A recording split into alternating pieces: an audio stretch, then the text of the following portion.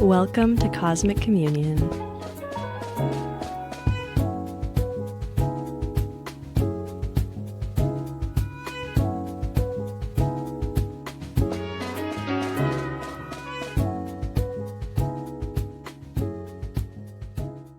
So today is Monday, the 31st. We had Neptune move into Aries yesterday. We had the eclipse early Saturday morning. And yeah, for me, the day of the eclipse, we were in the midst of moving. Our friend Luna moving into my house, and it was just this really deep purgative clean. Yeah. That felt like it was bringing all of that energy that had been stuck in these different corners up and out. Yeah. And now the new order is kind of still settling into place. Yep. Exactly.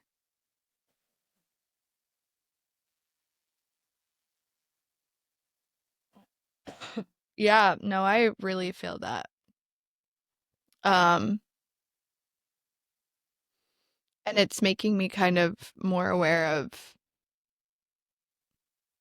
the resistance I have to anchoring in my body, how much I exist kind of in that mental realm, all the time. And that in these moments of chaos, in the field, the body is the space to go to return and kind of center. And I've been really just in resistance or seeing this kind of thread came up that we were talking about with Luna yesterday about how pleasure.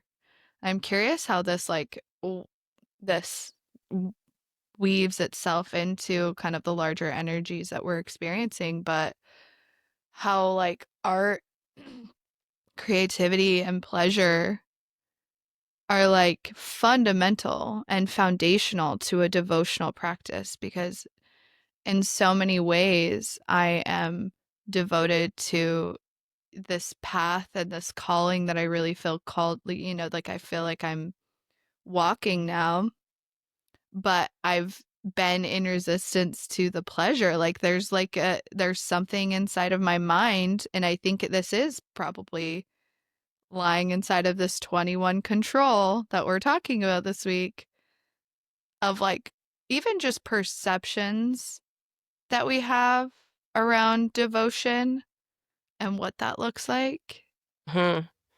Yeah. There's so much. I know there There's is. so much here because, and I think this is such a deeply personal place for both of us. Yeah. Kodie's design sun is 45. And then my personality south node is 45, and my mom had the whole channel. Luna, one of our best friends, has the whole 45-21 channel. And for me, the 21 is my bridge on the personality side. So I have two small splits. Lots of pressure there. Yeah. And my chart is very split into the black and the red. I have two completely black channels and two completely red channels, and so the 21 bridges the black. So the 21 bridges your body and your mind. Wow. Yes, exactly. Okay. Yeah. So, yeah, this has definitely been the core of my deconditioning process and just my grappling with control my whole life. But back to what you were saying,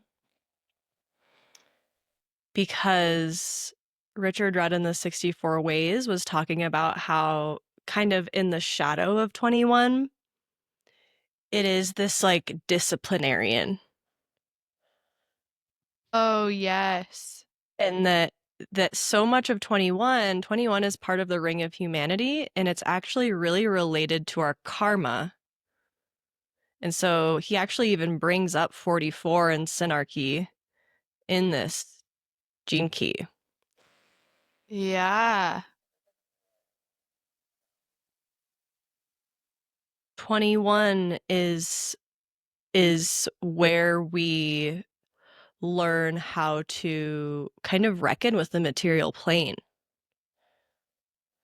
And so humans have imposed these systems of kind of discipline and punishment Yeah.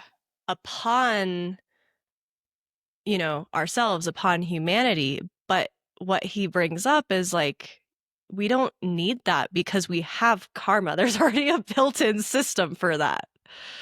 Yeah.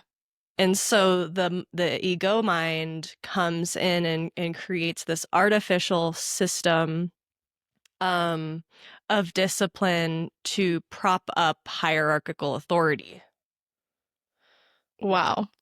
Yeah. And Yeah. Yeah. Yeah. the reason I sent you that one is because he kept bringing up the sword, and the sword has been That's been huge. um, a motif, a symbol that has come through really strong for both of us these last, I feel like since the beginning of the year, really, Yeah. since we really started Cosmic Communion. Yeah. Um,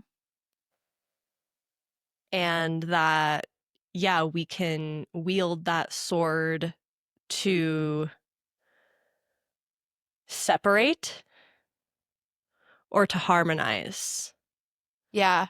right? Like the sword can be a weapon or it can be a wand.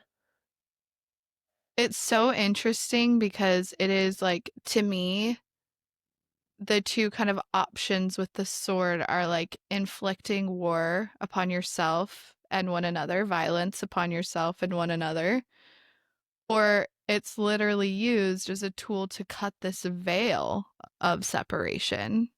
Mm-hmm.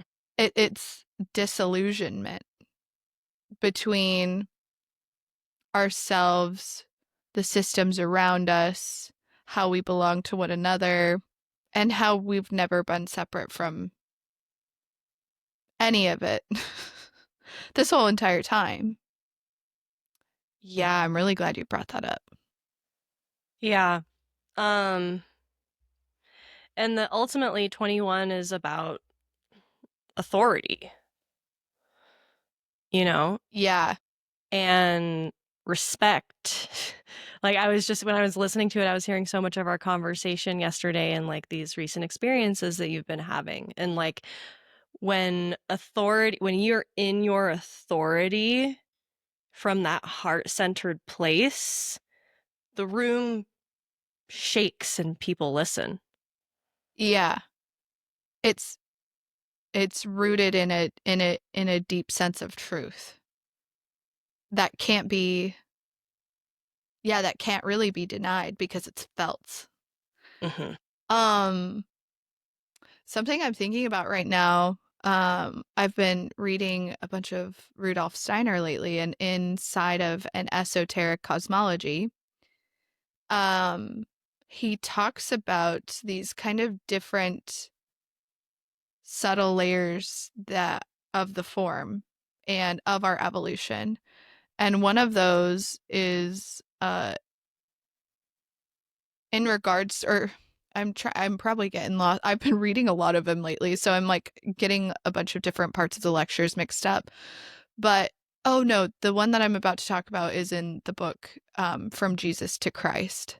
And he talks about who Jesus the man is and who Mm, what like Jesus the man brought in Christ consciousness. Like he was a man, but he also he was a we all can, through his embodiment, we all got to kind of witness and see this example of what Christ consciousness is, which is divine will.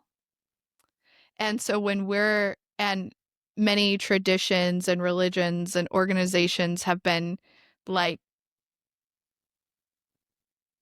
organized around this idea of whether we impose upon our own heart and we force our own will, like meaning here's some mm, rules, here's some ways in which we engage the will as to not kind of sin or act out of accordance with uh what the example that Jesus brought, or in that book he talks about the Rosicrucians. I don't know if I'm saying that right, which is like Rosicrucians, yeah. Rosicrucians, which are a belief system that adheres to the divine will being expressed without parameters, like without being contained.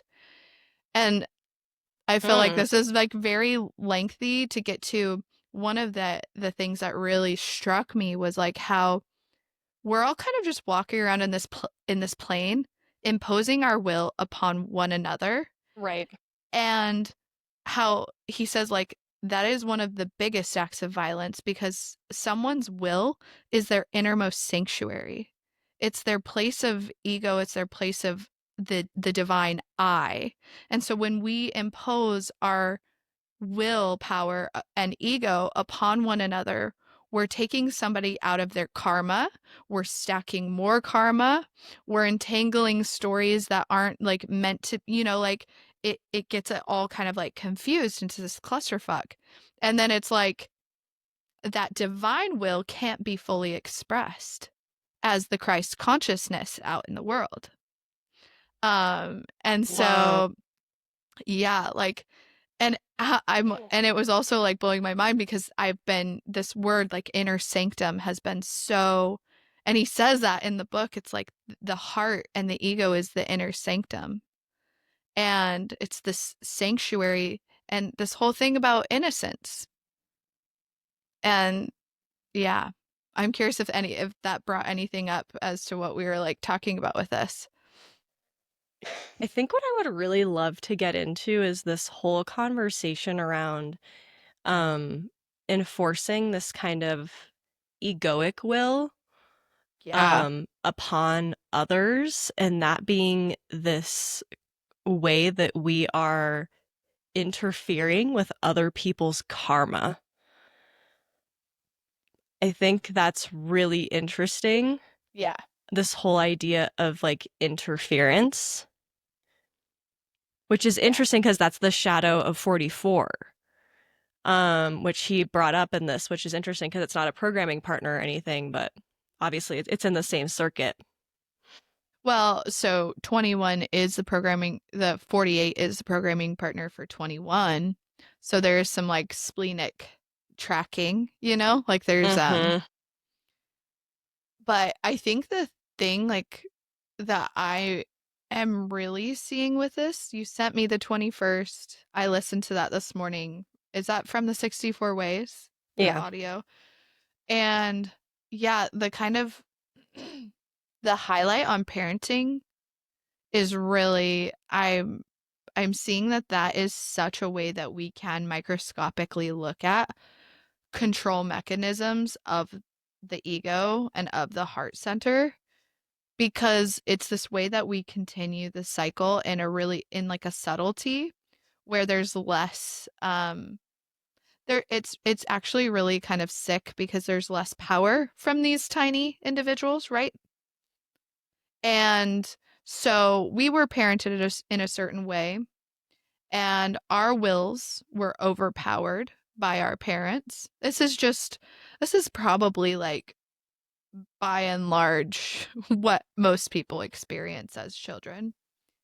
And so when we come into that parenting stage of our life, it's something that we don't even think about. That's how my parents did it. That's what I'm going to do.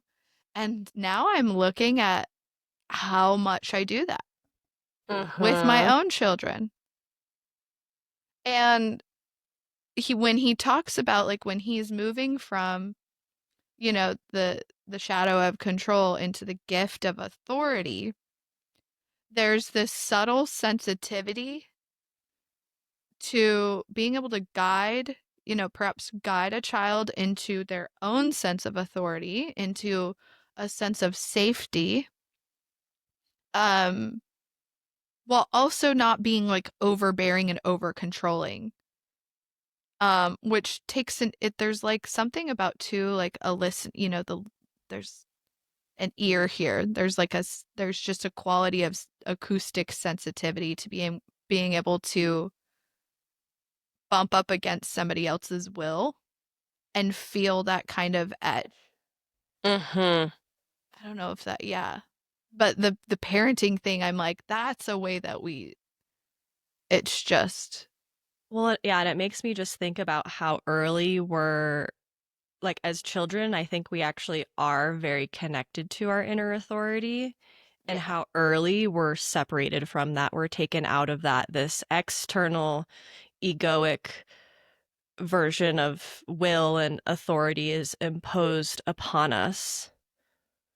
Yeah. And that's almost like the beginning of this karmic journey. Or I don't know, like I don't know if you remember like what he's talked about as far as like when we start accruing karma.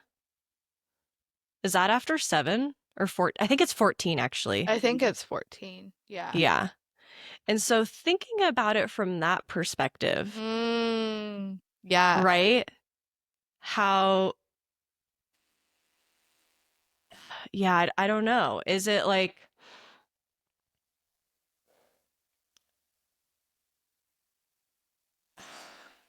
Does it, you mean like for our own selves, we kind of at that threshold of 14, that developmental stage, our decisions that we make in life start, or is that what it is kind of saying? Is that that's when that karma starts kind of getting interwoven by the decisions we make in life?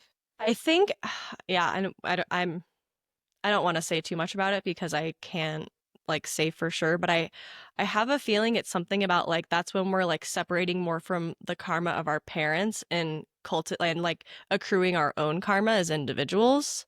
Interesting. And so Yeah. that's what I'm trying to tune into here is like is then in that first 14 years this karma that we're experiencing through this authority that is imposed upon us by our parents.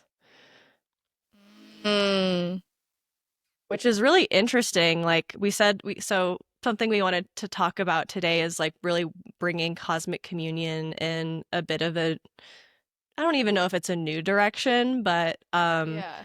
beginning to just weave more of our personal stories into this space. And I got stories for days when it comes to 21. Yeah. But particularly this being like the crux of my war with my mother, Yeah.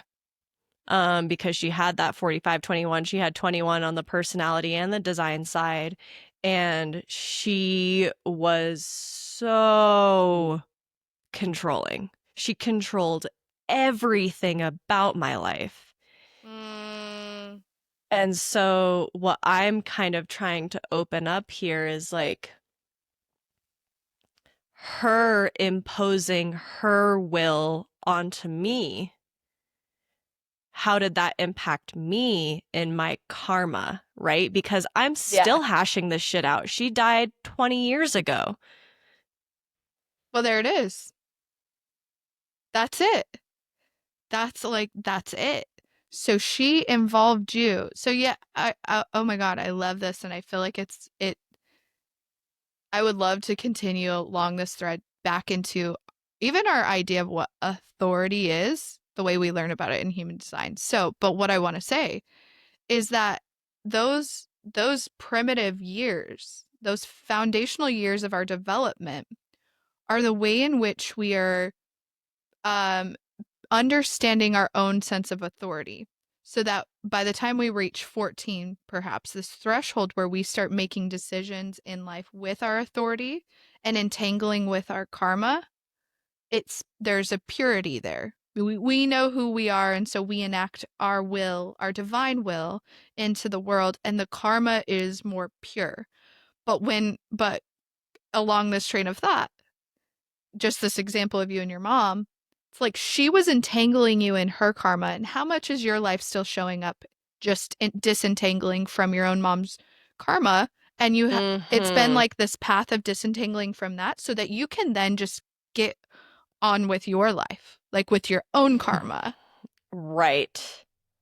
perhaps, right? Like, I No, don't no, no. know. That's definitely it. And now the question is, yeah, it's like what's mine versus what's hers, right? And Right. that's been, such a big part of what you've helped me parse through as Mm-hmm. I've been on this journey really this past, I don't know, 8 months, 9 months now, since last summer, leading up to the 20th anniversary of her death, which was this past November. A lot of just unresolved grief and like enmeshment and just like ways that I was continuing to play out these patterns that were her. They were never me to begin with, but I didn't know that they weren't me because, right, with your mother, you're literally imprinted with these frequencies since before you're even freaking born. Yeah. Um, and so yeah, it really is. And I mean, so many people now, even in the kind of like, spiritual self-help world, it's like, yeah, deal with your shit or your kids will have to deal with it. Yeah. Yep. And so I don't know, I'm curious just to hear from your personal perspective, like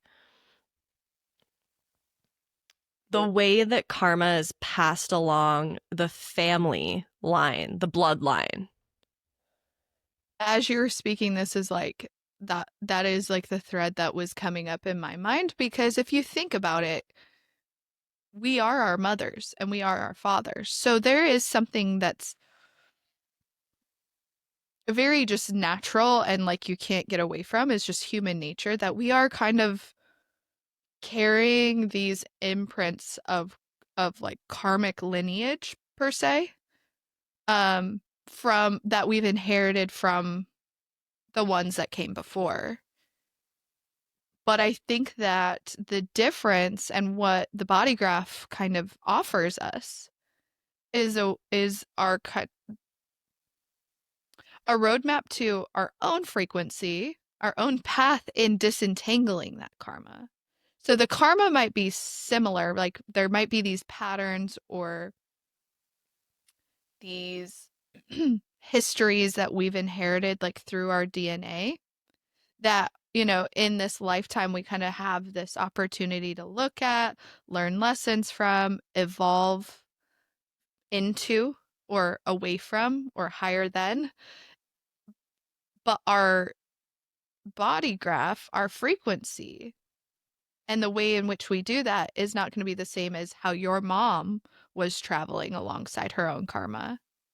And Mm-hmm. so our parents do us a disservice in trying to kind of control and impose the will because it takes us out of our ability to be able to even discern our authority when it comes time to start looking at the entanglements of our lineage of the ancestral karmas that have been handed down.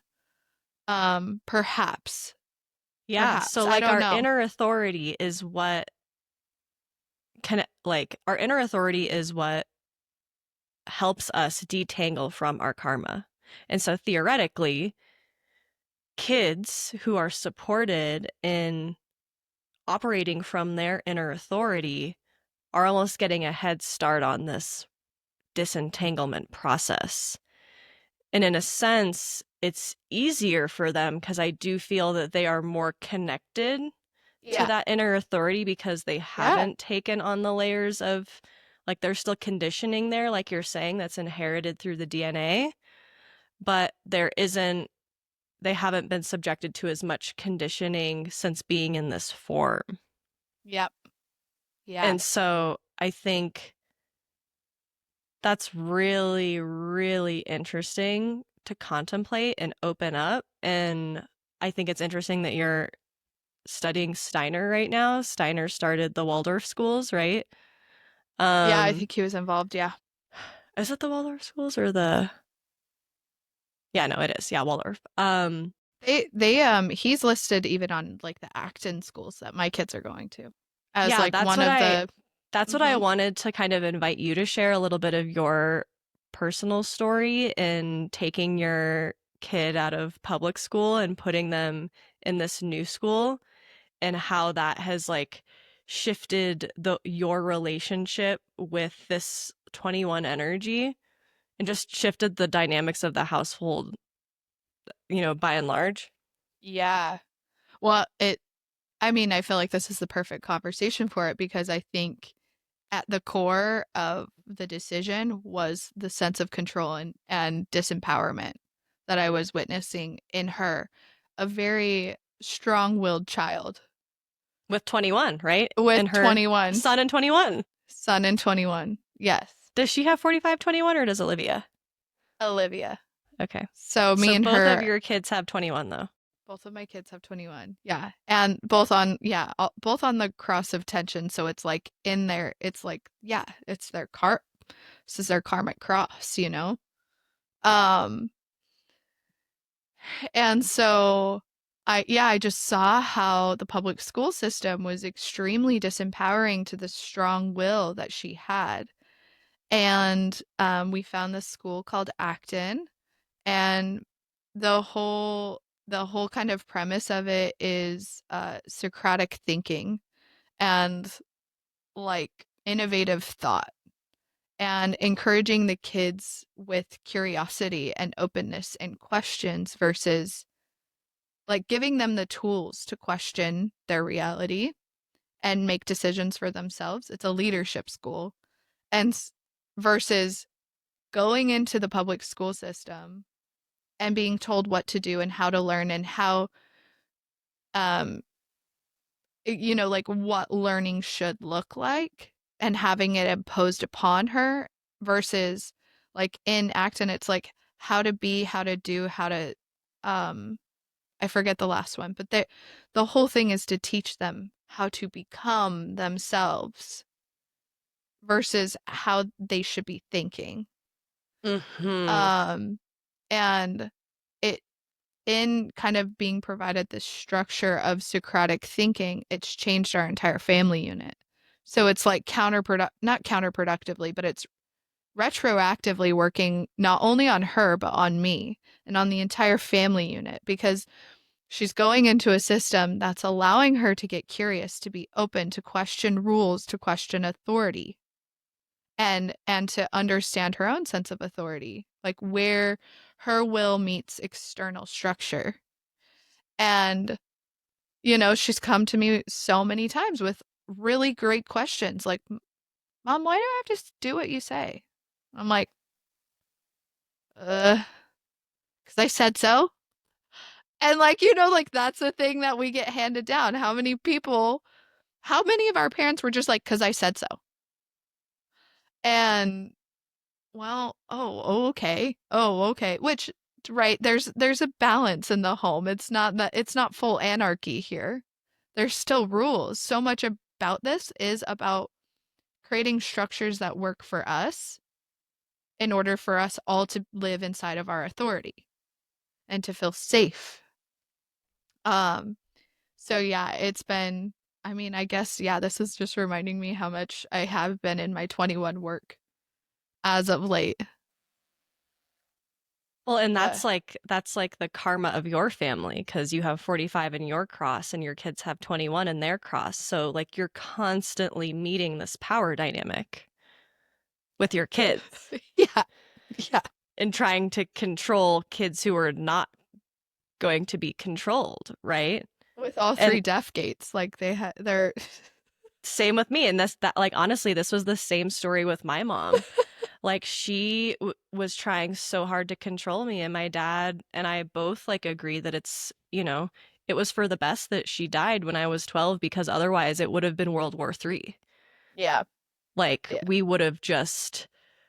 we already got in a lot of arguments, but like yeah, there was no she had every center defined too aside from the root. And so there was no fighting her. yeah, But I was like, I have all this individual circuitry, and I was just like, that 2838 came in and was like, fuck you. Like, like, don't, right? Like, 38 is the ability to preserve individual integrity in the face of oppositional forces, something like that. So, like, people who were trying to make you conform, like, and yeah, your kids have that also in their cross. So They're right.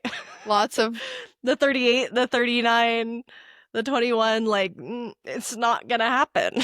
yeah, no, I'm humbled daily, which has really been like it's been really beautiful. There's so many ways that like my life has been about it's all been about like the pride and the heart. Like that I feel like that's like at the center of my greatest work and my greatest karma in this lifetime is all confined within the heart. And so seeing like my childhood and all of the lessons and the stories and everything that led to this moment to now be parenting these children and kind of healing this alongside of them is real it's extremely triggering. It's been extremely difficult, but it's also the humbling. There's just something about that frequency that just like the weight of the world falls off your shoulders to be humbled Mm-hmm. and to be in Mm-hmm. humility. You realize like, oh, I'm not like it's not what's the word? I don't know if you get what I'm trying to say, but it's like I don't have to change the world. Like I don't need to go do Surrendering to divine will, right? yeah. Yeah. We don't need to like I think a lot of people exert egoic will under the veil of thinking of morality, Yeah. of thinking that it's the right thing to do. Yes. And this is what Steiner is saying in the book. So he kind of he compares the Jesuits versus the Rosicrucians in like in the organization of their units. And the Jesuits are like control the ego. They are like and so much of like just organized religion imparts this wisdom. To control the will is to be in service to the king of who, you know, the son of God. If you can control that, then you can be of greatest service to the son of God. Instead of seeing that the son of God, that Christ consciousness is working through us. And Right. when we confine it, when we put a cage around it, it can't work through us. Mm-hmm. When we impose an idea of like sin and immorality upon ourselves that is perhaps even in opposition of who we actually are, what our divine will might even ask us and invite us into, then yeah, like there's yeah, wow, there's just something. And two, this is really I really think that this really stands to question authority as we've come to learn it in the human design system. Mm-hmm. I really do. And I've felt it for years as somebody who has like outer authority. Okay, like what the fuck does that mean? What does that even Yeah. mean? Because I now have a very deep sense of inner authority and it lies inside my heart. It is that Right. sense of divine will. Yeah. And maybe there I think there is a lot of danger in confining our inner authority in human design to one center. Where I feel with that now is that's just not right. It's just not correct.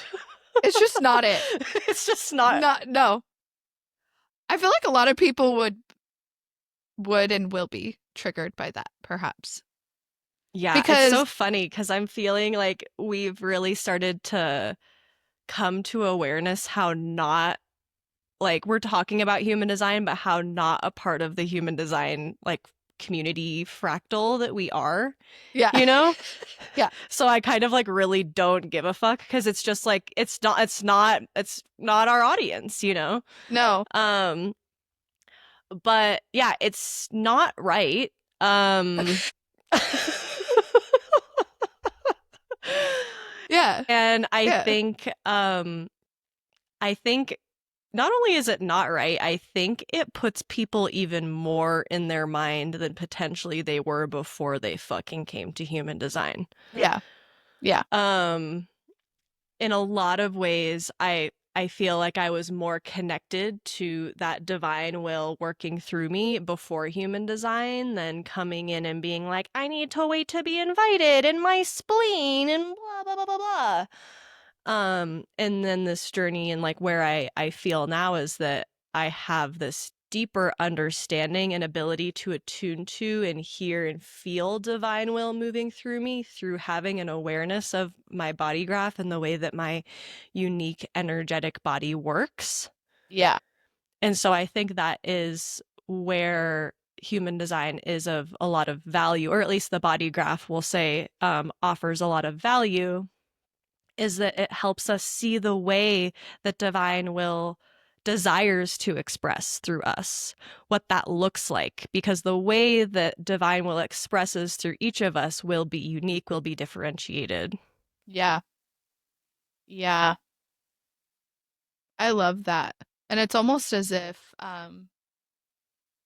well, first, more to what you're saying here is like the body graph contextualizes the energetics and the frequency of which we come into contact with authority. And so for many of us, it is like the consistency, like where we experience consistency. So our authorities, or how we've learned about them, is a place where energy is being consistently moved into. However, like even if you just think about this, so the first 14 years of our life, we've had this external power dynamic asserted upon us by our parents, most of us. I would go as far to say that most of the general Vast public, majority. Mm-hmm. because that's how parents have learned to be, and to that's what we're taught is good parenting. And so we have no idea what authority even is, and then we come into contact with something like human design, and we have layers and layers of deconditioning to move through before the spleen. So if it's somebody who comes into a spleen, into the system, and it says you have splenic authority, the spleen is something that is very it's ancestral. It's DNA. It's in your animal body. It's the well. It's been passed along. And so what has been passed on to you? And how were you conditioned to, in this life upon what was given to you, and the codes literally in your form.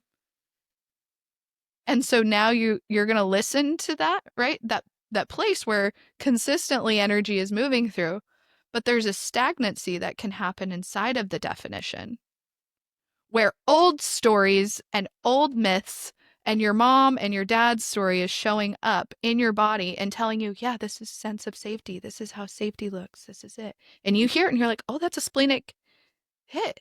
That's it. I've seen it so many times with splenic people. They're like, no, I heard my spleen. No, I have to make this decision. It's like, sorry. Anyway, I want to hear what you're saying because I could stay on Oh that my God. soapbox forever. Same. Honestly, same.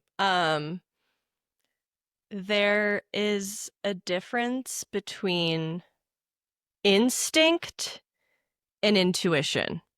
Oh, God. Yeah, snaps. Snaps for that one. Yes. And most people are stuck at instinct. Yes. True splenic awareness is intuition, but most people won't get there. Yeah. Yeah. The other thing that was really coming up when you were talking is that I think chills coming in. I'm getting fired up about this one. The planets that you have defining your so-called authority matter a lot. My whole authority is defined in black. Yeah. Yeah. How Yeah. is that my body? Yeah. That literally is my mind. Right. And this is what John Martin, who was really the only human design teacher that I ever had, and then he died, and so I guess it was time for me to stop learning human design. rest in power, John. Thank you for your Thank heretical you, takes. John. But this was something that he harped on. Him and Teresa Blanding, um, really were not even theorizing, but saying like the mind cannot be your inner authority. If your authority is defined in black, it is not your authority. And so they were the ones that kind of introduced this idea of looking to the cognition Yes. as this truer place of authority. And so for me, okay, I have my spleen defined in black. I have the 2838 all black. And then I have the 4426 all in black. Those two gates, the 28 is my sun, and the 44 is my moon. And so they are really prominent placements for me. But again, that moon placement is like, oh my God, it's wrapped in karma, 44. Yeah. Yeah. And so I have taste cognition, which is also splenic binary, and but even still, I feel like if I had to choose one authority, I would resonate more with self-projected authority Yeah. because I Yeah. have two G center to throat channels. And that is when I'm able to Completely hear that red, by the frequency way. come all red. When I'm able to hear that frequency come out of my mouth and I hear it, that's what I know. I don't know until it comes out of my mouth. Yeah. Like in this conversation. Like instinct versus intuition. I'm still geeking out over here about. I'm fangirling you right now so hardcore. I am interested in hearing from you. So in this way of instinct versus intuition, what everything that you're saying here, like a lower frequency of the spleen. You, as a projector coming into human design, you need to wait and you need to wait for the splenic hit. What what like what were the decisions that you made? Like, what was the quality that that brought to your life? Because I do see that there's a value, right? Right upon entering into human design, because we see ourselves. And then it does help us to like kind of have that lingering pause. We start kind of like thinking a little bit more before. And so there's value in that. But I'm curious about like the process for you. Did that bring value into your life? Was it more confusing? Did it create chaos to understand yourself as a splenic authority? I think, like, on the surface level, it was really affirmative to know that I'm here to make decisions from my intuition and not from my mind. Yeah. Because I think so much of my conditioning, as we talked about in the last episode, is concentrated in the ajna. And being around so many defined head and ajnas like my whole life and feeling this constant pressure to have to explain myself Yeah. through logic and reason. Yeah. And so I think it was really empowering from that perspective and being like, oh, no, no, no, that's not how I make decisions. Um, but I also think that I, this whole wait for the invitation thing, it's like, I'm fast. I'm fast as fuck. The more I've sat around waiting for the invitation, the more I've been in innocence transference. Well, yeah. Yeah, when we're operating from this new kind of idea of inner authority coming from the heart. When we've had our inner authority, the voice to our own personal inner authority, spoken over and overpowered from fundamental stages of our life as children. And then we come into communication and contact with something like human design. It's like the confusion to even hear like the do you get what I'm trying to say? Like the feeling of authority in the world, it's like it's all mental. It's like most of what we see or most of what we're enacting in human design is a mental construct and Right. perpetuate. You know what I mean? Like it's Yep. yeah, this one's gonna get us in trouble. Bring it on, baby. Um, This is an advertisement for Kodie's Emergent Strategy Workshop. well, I mean, Neptune's in Aries, baby. Yeah, no, it's time to fucking go. Because I do also like it's gonna get us in trouble with who fucking cares. Yeah, yeah, People really are ready for this conversation. yeah. They are. I think that like there are a lot of Yeah, people who are ready for this conversation, who've been experimenting with their strategy and authority for many years now, and are starting to see that it's not the whole story. they're Um, feeling the limitations the of it. Yeah, limitation, yeah. exactly. I think the human design or who whatever people people are ready for this conversation. Yeah. Um, and I think that the idea of a center being the authority was a cute start. Yeah. That's a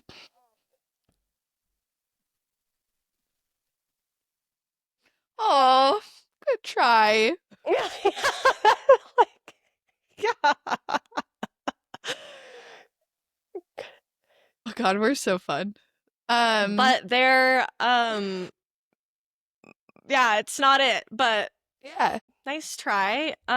So now we're here to Well, open up this conversation with whoever our community is, who are desiring to, I think, preserve the pieces of this system and this information that we have validated for ourselves is true and works, and evolve the pieces that kind of miss the mark. And I think this is one of those places that just missed the mark.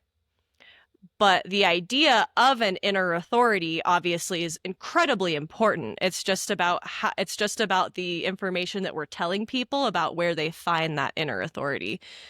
yeah. I think there was some validity and one of the comments I want to make is just the evolutionary process. I think we really are at a time of just extremely quick progression in our evolutionary capacity to Mm-hmm. understand these things. So even from when the information was brought in to now 20 coming upon 2027, this like prophesied time, are the ability to kind of cognitively integrate and embody this system is much more farther progressed than it was even 20 years ago. And so I think it's like it's just seeing that it had its limitations based on the evolutionary time and honoring, honoring what came before in order for what is to come. And I think we both really agree that we are at a time where it's time to evolve and speak about these things different. I think that one of the cores that I find inside of the human design systems, like the way they, and I'm not going to be able to like, it's been a while since I've been in source material, but maybe by the next episode I'll go back and kind of revisit my notes on this. But I think there's a, a clue inside of the not self hierarchy. And Mm. do you remember the not self hierarchy? Mm-hmm. It's essentially uh it like lists, is it in the human?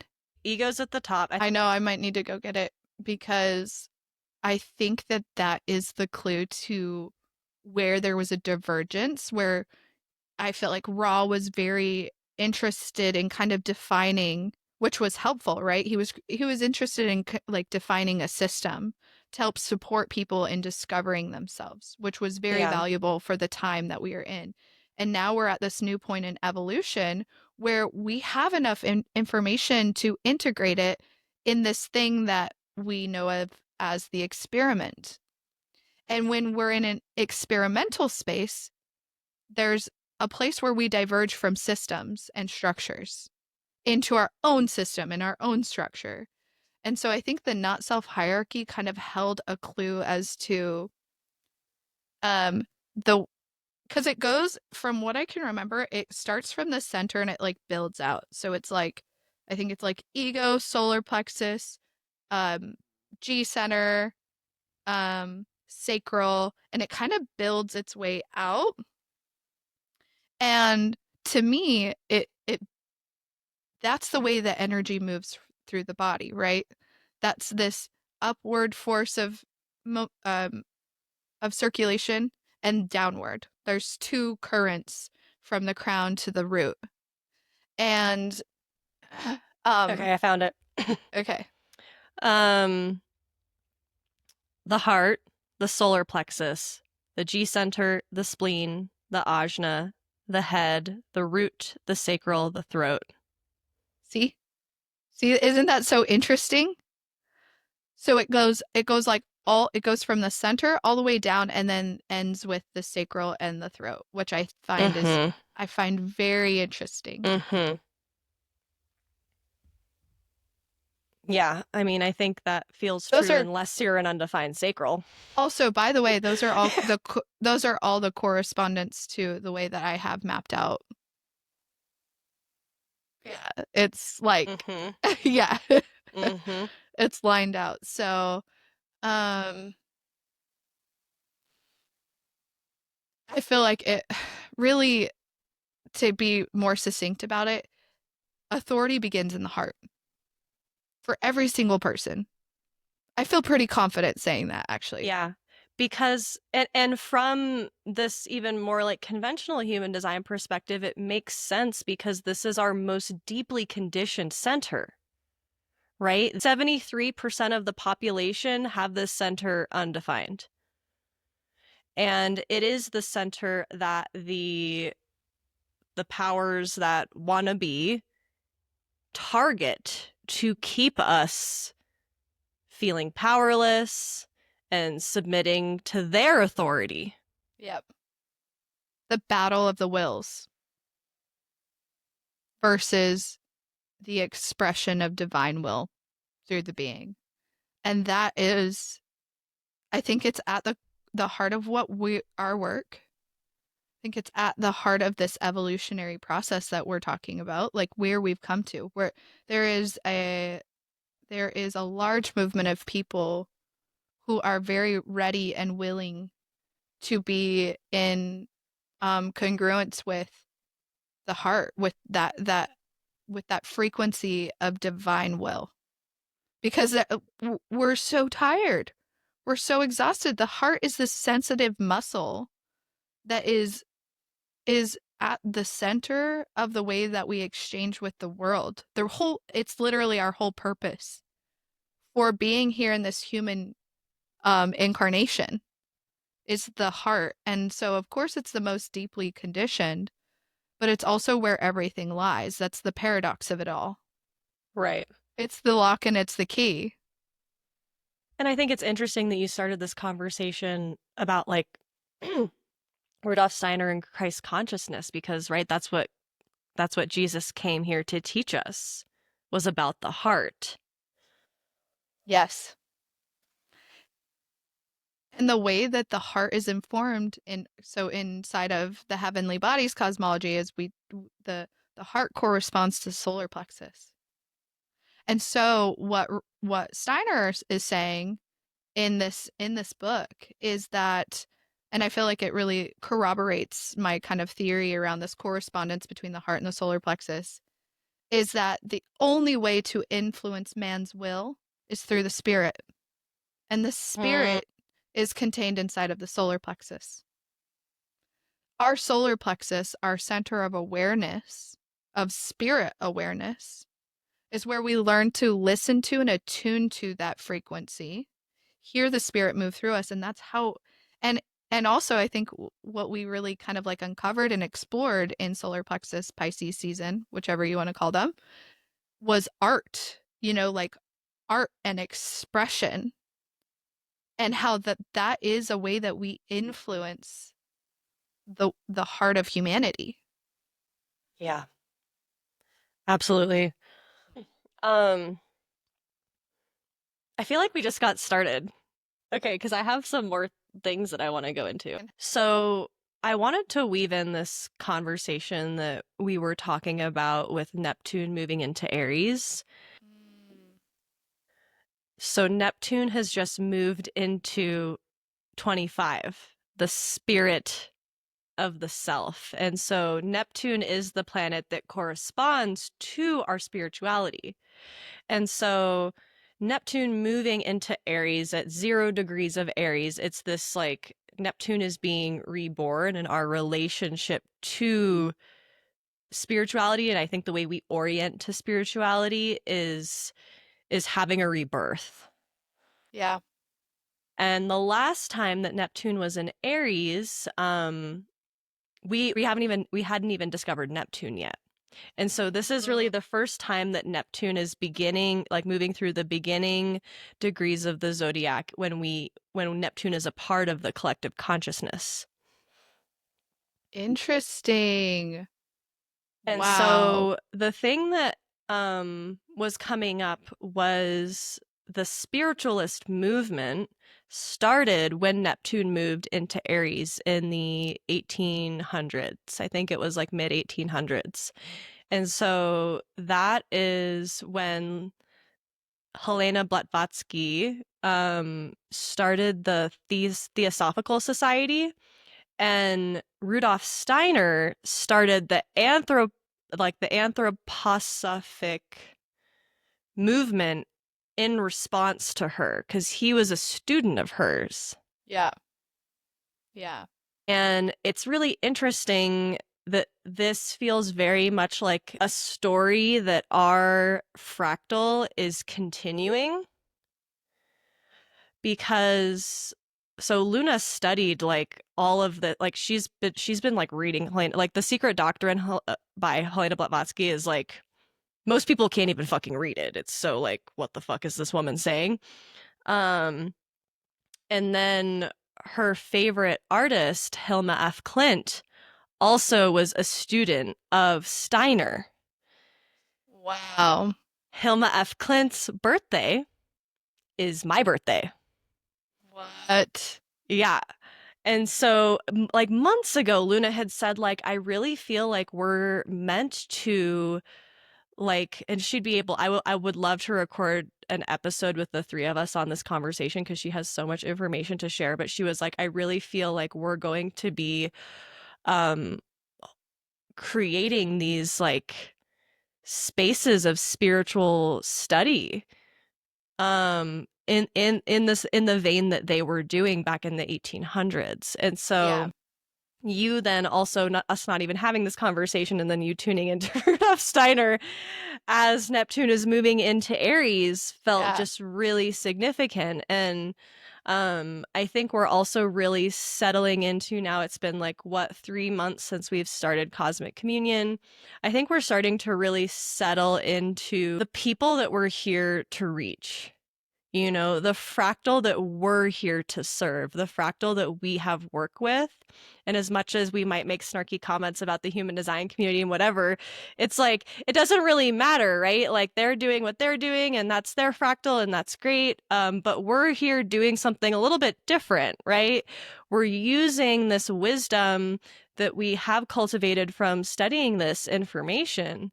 But we are here for the cosmic synthesis. We're here to weave this information in with all of these other teachings that have kind of come into our spheres in search of this deeper, more complete truth.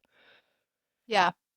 And that what is being birthed here is a cosmology, right? It's our own cosmology. And this is something else that Luna and our teacher Francis has talked about. We're living in an age where every person should write their own cosmology. Yeah. And I think Yes. that's what we're really Yes. desiring to hold space for is it's not even like, oh, here's our cosmology. This is the right one. It's Yeah. holding space for like, what is your cosmology? And it's like, look at all these structures and these systems that have come from extremely wise people and teachers. And how can we allow those structures to hold the wisdom and be the mediator of spirit guiding our authority through us, where there's no longer this need for the mediator, the guru, the teacher to give us God. It's more about the remembrance that we've always been connected to God or source or living intelligence, whatever you want to call it, this organizing principle of the nature of reality, that these systems can help connect us directly to it. And we don't need the teacher in between. Mm-hmm. However, there's ways to help kind of channel and guide that. That our work is kind of seeking to be that channel and that bridge. We're And not the to hold guru. space for the Contain it. containment, holding space for you to venture into the mystery Yes. and not fall into psychosis. Yeah. Yep. Because that is what when you begin to explore these things Yeah. on your own Because that can and you happen. don't have community and people who can ground you and be like, oh yeah, I know where you're going, I like, yeah, I know that place. That's when you very easily can teeter into psychosis. um and so I feel like with Neptune and Aries, it's going to usher in this like another huge wave of people like having these spiritual awakenings, and I think it's going to happen faster, right? Because Aries moves fast. Yep. It's like a light bulb that just gets flipped on, and And holy shit, so here we go. And there is going to be a lot more spiritual madness right, because of that. exactly. And need for containment. And what I think we're seeing is that also the people that have been in positions of power are waking up and seeing where it's moving. And so for people who are listening, whether you are teacher or student, because we're both all of the time, um, I would say on the student side, it it's about is the teacher that you're learning these systems of spirituality or these ways to connect to your spirituality taking your authority or giving you your authority? Mm-hmm. Are they acting as the guru and the mediator where you can only contact that thing through them? Or are they teaching you how to connect to on your own? And then also to the teachers, it's like this lesson inside of Aries season inside of 21 is that lesson of humility. Is the great mystery continuing to be your teacher? Are you continuing to surrender to not knowing, Mm-hmm. to being the witness of the miracle working through us? And like, there's going to be a lot of people who are waking up to where this is going and just repackaging the same capitalistic bullshit in a new way. Right.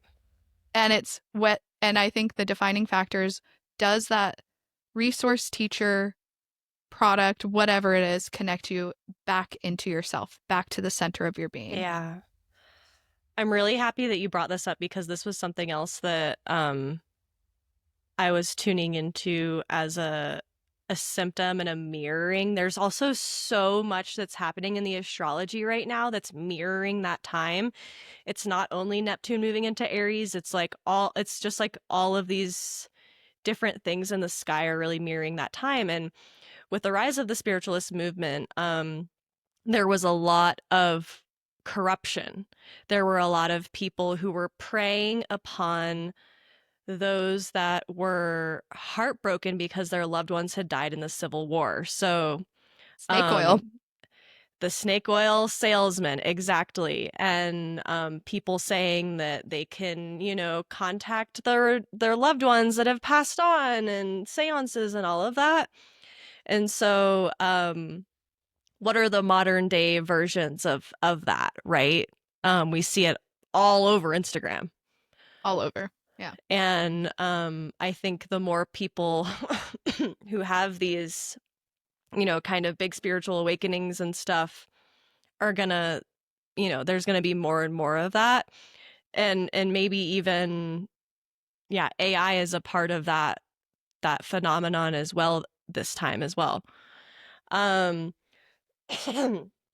and the other thing that I found really interesting was like that people were really seeking spirituality at that time because of how much death was happening. Yeah. And obviously, we're, as we've said many times on this podcast, we're living through a time of mass death on every level of society. And so I do feel that there is an opportunity in that, and that more and more people are going to be looking towards spirituality. And it's incumbent upon us, that desire to hold this wisdom with humility, um to step up, to step up and be these spiritual role models for others. um so yeah, I'm really curious to see how all of that kind of moves through the collective. And a lot of, channelers and people that I've followed have said that 2025 will be similar to 2020 in terms of like the mass awakening of people. Yeah. Like there'll be another huge wave like there was in 2020. Um, and so, yeah, I'm curious to see what that looks like. Um, I think the last thing I wanted to touch on as far as like 21 goes, um, is sharing a little bit about our personal journeys with money, Yeah. because so much of 21 and this channel is about the material plane, right? And how we work with the material plane, and how it can either, take us out of our authority or put us in our authority. Mm-hmm. Um, and so for me, this has been, yeah, this is like everything. This is like the core of my wounding, is around this, like having all of these things in my chart that point to me being a redistributor of resources and somebody who's just really here to work with the material plane, right? But my big shadow is that I cannot hold on to the money. And Mm-hmm. so the thing that I really wanted to get into was, I think, this distinction in that you and I have this mirrored thing happening with 21, whereas for me, it's this yin deficiency where it's like the container is too leaky, so when the resources come, they flow through. Whereas for you, it's been more of this like clinging Yeah. energy. And so I wanted to really like dive into that, from this like this subtle distinction between this like yang excess, which is the clinging and the controlling of the resources, and the yin deficiency, which is not holding enough, so the resources flow through my hands like sand. I Yeah. don't know if you have anything to say about that. Well, I think for me, for whatever reason, well, not for whatever reason, but my karma, my path has been one that has put me into a place where resources have not been a problem. Um, I have relative abundance in my life, like abundance in my life. And I've seen that I also have a hard time, yeah, like this, it's this control and this kind of power. And I feel very similarly to you in the regard of like that part of my greater purpose is to be a redistributor of resources. I think that's like a 45 thing, like we Yeah, really it's feel. the role of the 45. And so my karma, my life path, my purpose has put me in this place where I've been able to gather, right? It's the 45 is the gatherer. I've gathered all these resources. And now that I have all these resources, I find it that I cling to them a little bit for it's that sense of security and fear, all of those things. I think though lately I've been realizing that, and it's like it's a pride thing. It's the divine will thing. And I think it happens a lot in like privilege. Like we hear about this, like talk a lot about privilege. And um that the privileged mindset is this higher or thinks that it knows better about where resources should be and who should be controlling them. And I haven't fully worked my way through that because this is design, this is on the design side. So I'm not getting myself off the hook for my privileged bullshit, but I just mean that it's a little harder to connect to. I think that the body graph gives us a way where we can see these unconscious patterns working through us. We can see where the grip of control is too tight and that we can also work with that. Um, but that there lies inside of me like a deeper limiting belief of like, I know where those resources should go. And so I'll cling to them if there's any sort of sense of like, um, idea of like in inequality or that there won't be there's like a lack of trust that there will be a reciprocal flow. Mhm. Like, am I gonna get this back? Mhm. And so, yeah, So I would argue that that's not a limiting belief. I think that the role of the 45 is to see where resources need to flow and to open up the channel for resources to flow in that direction. I And think it's a there's a layer of distortion around it, yes. There's but a I think that there is a truth in that that is true for you. And I think what I was really tuning into is like working through this 21 stuff is what is what is going to enable you to shine in that 45, because for you it's your yeah, radiance, right? Your yep, design sun. yep, And so it's like these things have to be worked out so you can more fully step into your role as the 45 of the tribe, of the fractal, of the community, yeah, where that is your job to see like, oh, this is not equal here, right? Like there are too many resources here and not enough resources here. How can we redirect the flow? To me, 45 is very attuned to the flow of resources and making sure that everybody has the resources they need in order to fulfill their role and their purpose. yeah. I think that the distinction or the distinction and the distortion for me is a lack of trust in timing that I have to see like an immediate Mm, like there's like a very mental imposition upon it like oh I need to see that like the ROI for lack of better term or else there's not a trust that like cuz it's very karmic, right? So what I redistribute uh, in that flow I know it's always coming around. So I think you're right. There's an intelligence there that is tapping into where there might not be reciprocity, where there might not be flow. And I do trust that. Like I've really tuned into that being kind of a gift, but also I think part of like a resistance that I meet inside of it or a distortion is seeing that these are it's karmic and that it our payouts come over like many cycles of time, could be further yes. out than we could even possibly imagine. Like the abundance can't be quantified right now in this present moment. And so I think that this is also, I don't know, there's something really potent in that teaching too that I think is shifting in the collective. mindset with how we exchange with one another. In order that there's like a farsightedness to this that's like it's further out. Totally. So I I lived like I literally just lived this experience this past weekend. So Yes. something that I have that really clicked in for me is like my son is in the gate of risk taking, Yeah.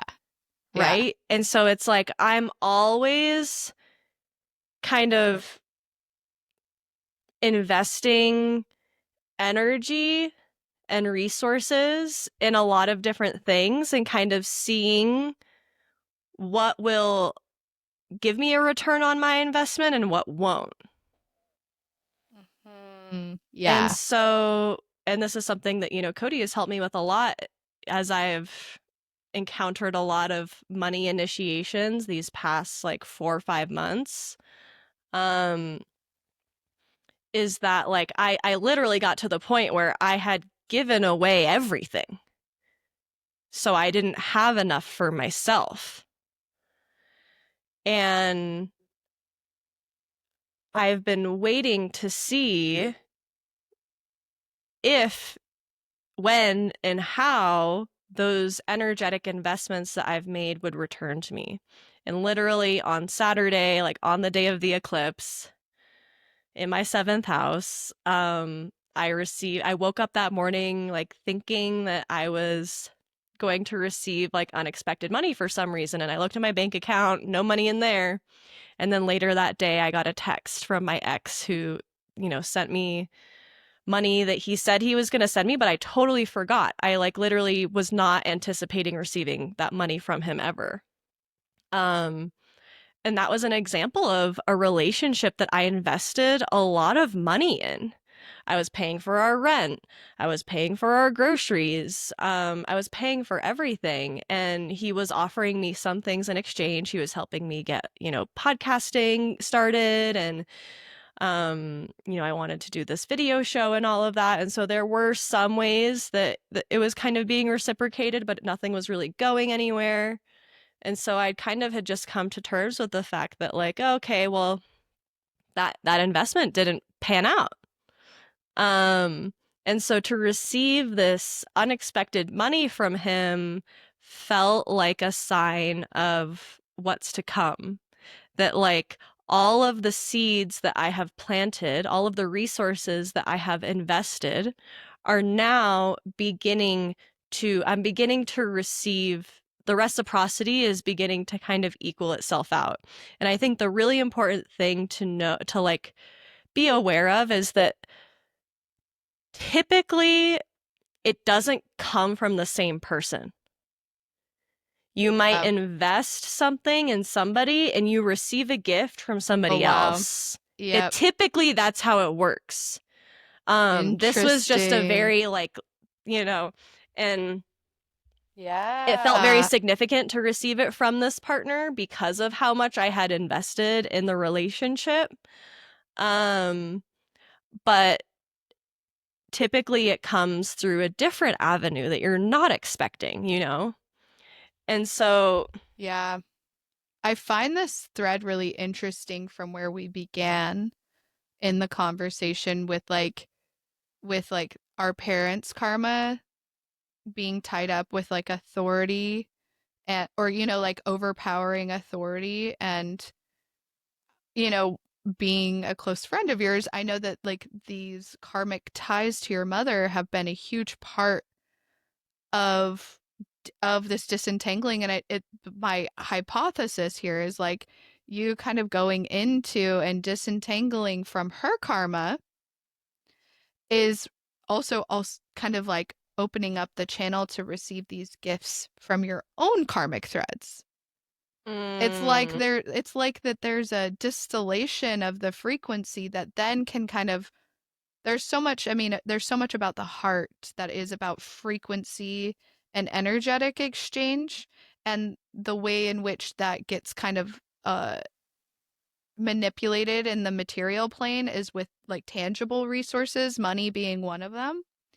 but that is all a symptom of what happens on the energetic level.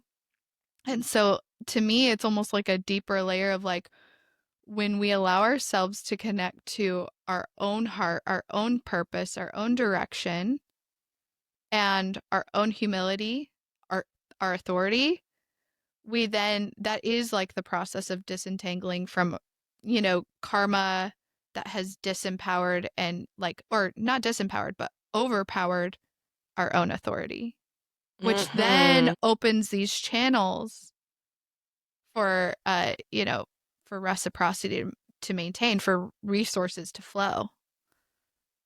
So Wow. interesting. That's really interesting, and that makes a lot of sense. And I feel like we spend a lot of time, like one of the narratives that we see on like social media is like we're like just constantly digging into our past and having to excavate it. But something I'm kind of questioning right now is like, do we have to like excavate it and stay in it, or is it in connecting to our authority that gets done? Exactly. We just see we connect to the authority and we go, oh, like all of those, and it takes time to decondition. So, Mm-hmm. but when we connect with to the authority, we can then see it. We can Yes. disentangle more clearly from those threads. And I think a lot Perhaps. of people that go digging into the past inadvertently create more threads with that Yes. timeline, which is something Yes. we talked about I think in 13. Um, Continuing to rehash the past and, go into the stories of what happened to me and my family line and blah, blah, blah is what keeps it alive. We have to face the truth of what happened, but sometimes I don't even know if that really matters. I think it's more about addressing the energy that is in your body, that inherited energy. The story itself, I don't think really matters. Yeah. Mm, I don't know, maybe for some people it does. Um, but we end up creating another karmic loop with with this karma um, by focusing our energy on the past. And I Focusing our think resources. It's like we're spending our resources on keeping that. the past alive. Yeah. Yeah. And I think our authority brings us into the present moment. What is correct for me in this present moment? Not what Yes. was, and I think that that weaves back into this distinction around the spleen and instinct versus intuition. Instinct is tied to what would have kept me safe in the past. Yeah. What would have That's kept my not how we want to be making our decisions. like what would have kept great great grandma alive? You know? Like that's literally what these instincts of the spleen hold, which is deep wisdom. But we have to make the distinction between then and this present moment, like you were saying. Oh, wow. Yeah.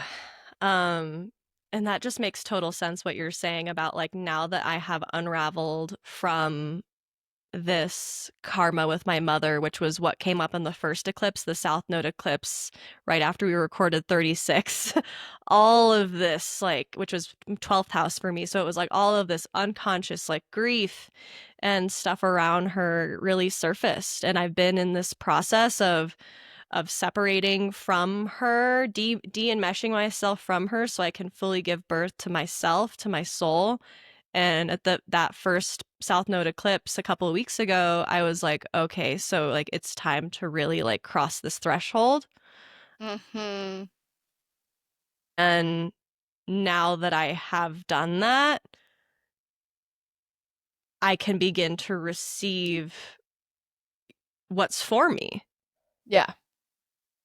Not for because I've her. created space, because I've detached from her karma. Finally, 20 years after she's dead, people. Like, this is like, it doesn't matter if your parent is dead. Like, we will play out these patterns of our parents until we fucking die if we don't address them, if we don't begin to cultivate awareness of the ways that our parents are living through us and we're living out their karma for them. Yeah.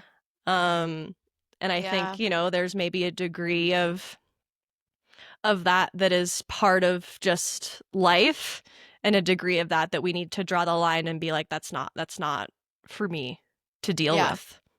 That's not mine. Like, how can we be in deep reverence and honoring of the humans that have created us and brought us into this plane of existence to live out our soul's purpose.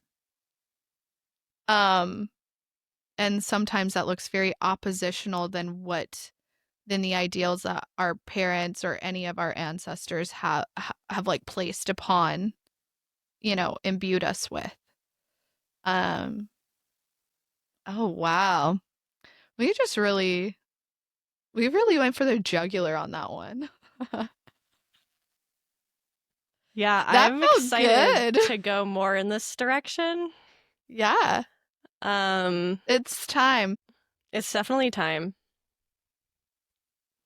So stay tuned. This actually, I'm not kidding. This was a plug for Kodie's upcoming workshops, actually. So Yeah. the Heart Yeah. Center workshop coming up in April, and then the Emergent Strategy workshop, where we're going to kind of take apart strategy and authority and kind of continue the conversation that we started here today.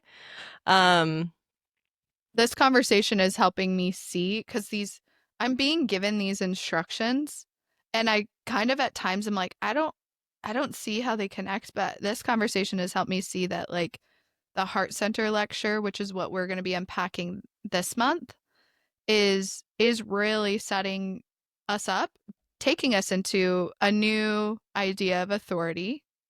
It's not rewriting it, right? Heavenly Bodies is expanding. So we're using these old systems and structures and modalities to help inform us to connect with our true sense of authority. So it's the heart lecture that this kind of idea of new authority is setting us up for, okay, well, what's the strategy inside of Taurus season, inside of like growing those roots and actually making decisions that are in alignment with the most emergent impulse of vitality that gets pushed through us, that is co-creative and regenerative with the life around us.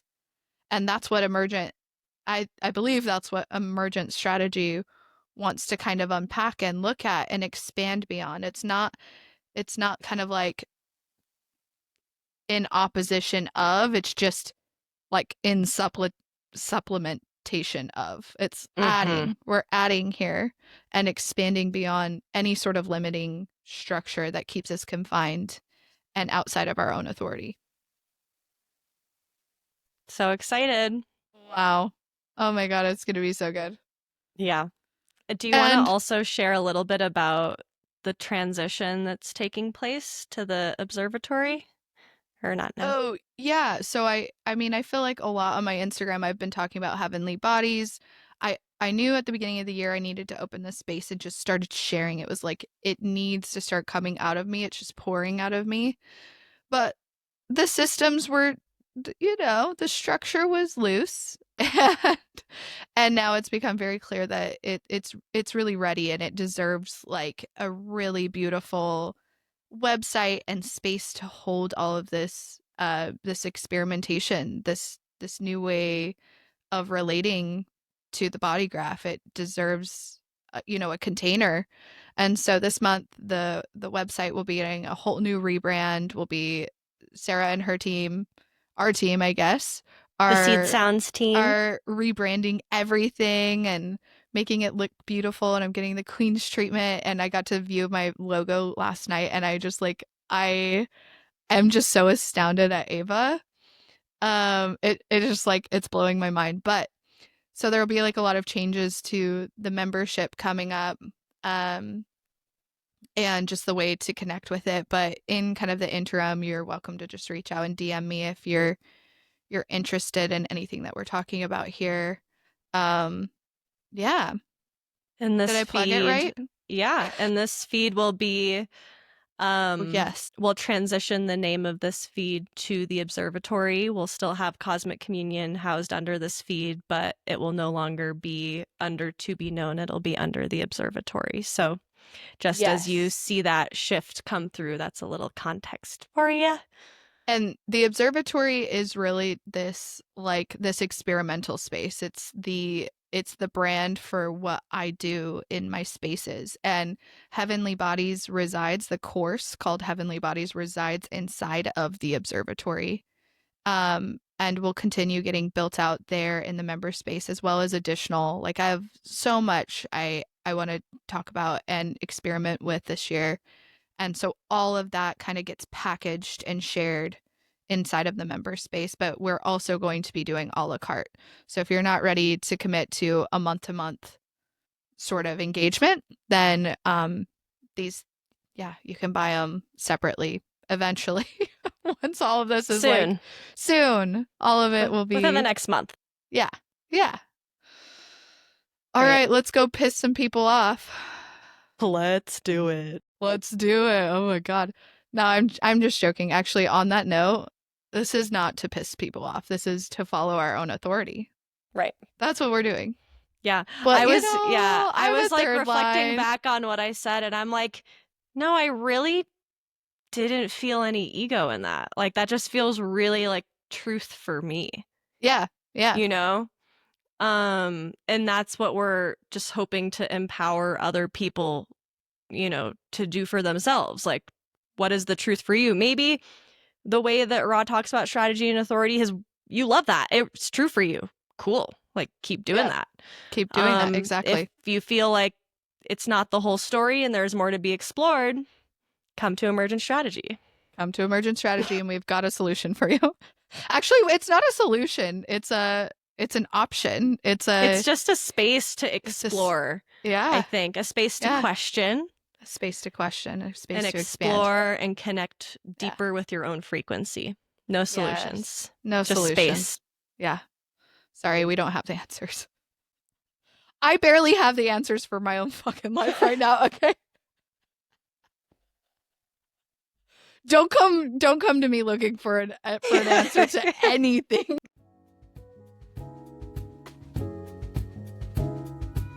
Thank you so much for tuning in to this episode of Cosmic Communion. If you resonated with this conversation, please like, subscribe, and share this episode with a friend. This episode is brought to you by Seed Sounds Media.